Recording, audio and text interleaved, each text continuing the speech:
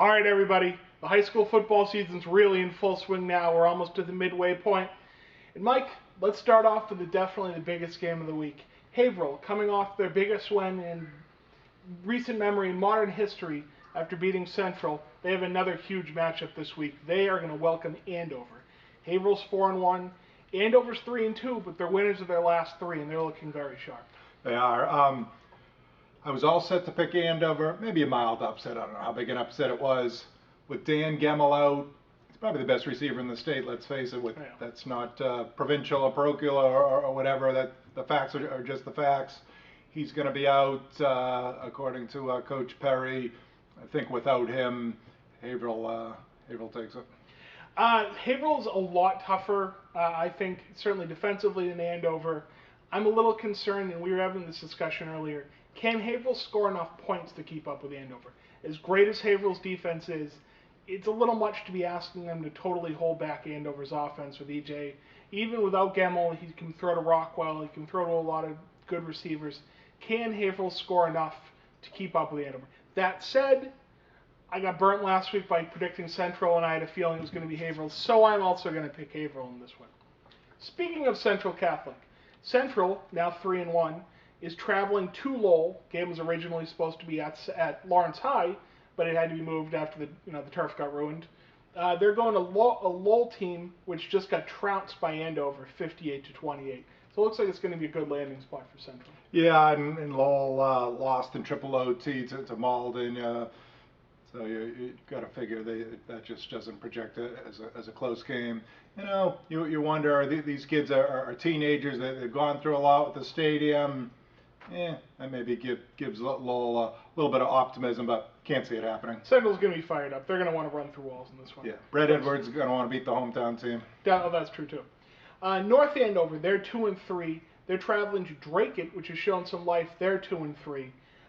Dracut's wins haven't been great. I get a feeling North Andover, another big Darren Watson game in this one. Yeah, that's a tough one. North Andover just didn't have it last week. Mike Lavasser coming off a 2 TD last week for Dracut, over Chelmsford. I'll go with Dracut in that one. Okay, I'm going North Andover there. Lawrence is 0-5. They're going to Methuen, which is 1-4. Losers of their last four.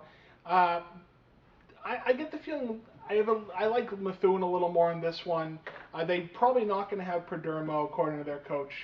But they still have Peter Quackey. They still have a few playmakers. I like them better than I like Lawrence. Lawrence really played a fine game last week against Tewksbury. If they ever pulled that one off, that's easily one of the top 10 upsets in the state, if not higher. 20-18 loss.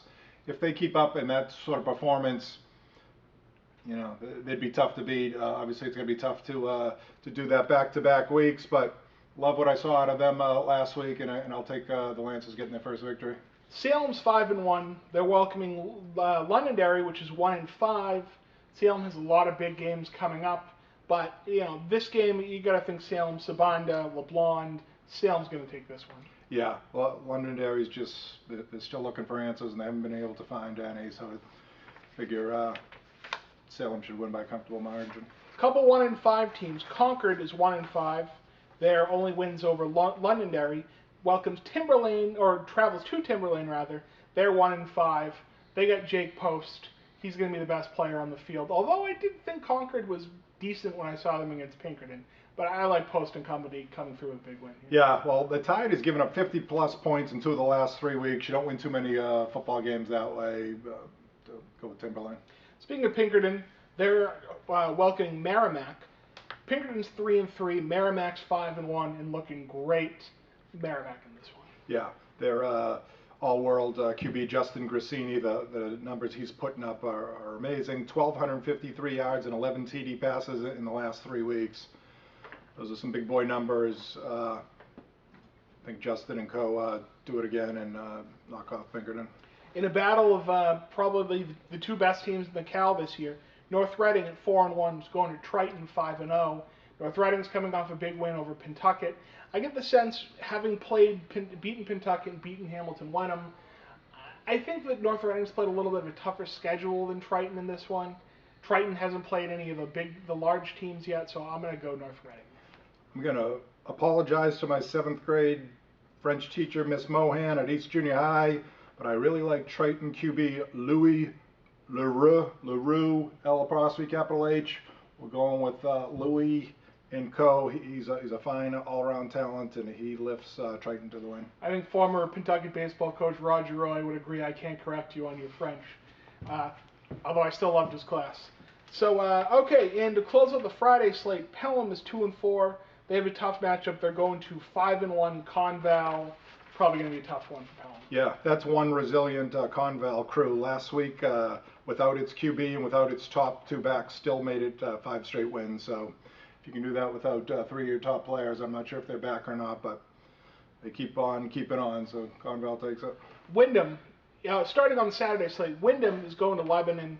Wyndham is just absolutely steamrolling everybody. They have a 271-43 scoring advantage so far this year. They've only given up more than one touchdown, more than one score once in a game. Lebanon's 4-2, but I don't see the Wyndham train slowing down. Yeah, this looks like the year of the Jaguar.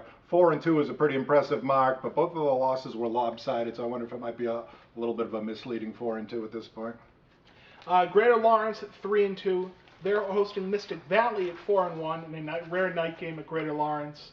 Mystic Valley's a game better, but having talked to O.J. Belliard, seeing him play last week, having Kyle Vasconcelos back, throwing a good ball, I like Greater Lawrence. Yeah, O.J. you want to tune in on the Eagle-Tribune.com video. He's one of our players of the week, O.J. Belliard, after his 5 TD performance. With O.J. back, the Reggies are back, and Mystic Valley, their second loss. One of the great Cape Ann League rivalries, Masco is going to Pentucket. Masconomet's 3-2, Pentucket's 2-3, coming off a tough loss to North Reading. Masco beat North Reading a couple weeks ago. Masco historically has had some trouble at Pentucket, but I gotta like Masco on this one. Yeah, QB Declan Judge is doing the job, so unfortunately Pentucket, here come the Judge, and it's probably going to be Chieftains taking it. Whittier took their first win of the season last week. They're going to Northeast, which is 3-2. Whittier, looked a little bit better last week, showed some signs of life, but I'm going to say Northeast. Yeah, Northeast has a win over Greater Lawrence, so that legitimizes they're a quality team. So I'll say Northeast will be tough to beat. Sohegan at 2-4 is traveling to Sanborn, also 2-4, but Sohegan has played tougher competition, so I'm going to go for them. I've also heard Sanborn's pretty nicked up. Okay, yeah, Sohegan 49 first half points last week, and a long year for Manchester West, but no matter who you're playing, that's a lot of points. We'll go with Sohegan. Brooks at 2-1. They're hosting St. Mark's 1-2. We were at Brooks practice earlier this week. We talked to Nick Konovalchuk, another one of our players of the week on the Eagle-Tribune football show, available now. Between him, running back and linebacker, Seamus Lambert from North Andover, Pat Fryermuth from Pentucket. It looked like a pretty dynamic combo passing the ball. Gotta go with Brooks. Check out the Pat Fryermuth huddle highlights. Oh my goodness. I think I know why he's going to Penn State. We'll go with Fry and Co. And wrapping it up, the other prep game, Cheshire at 2-1 is going to Phillips, 0-3. They just took another tough loss. I can't go with the Big Blue in this one. Yeah, Cheshire, I don't know where you got that pronunciation, but Mr. Wah is questioning on that one. Sorry. They feature Kobe Tippett of Xaverian, the State Player of the Year in Massachusetts last year. He's good. Kobe's a bad man, so Cheshire takes it. Okay, and that is it. Another great week of high school football. Let's see what happens.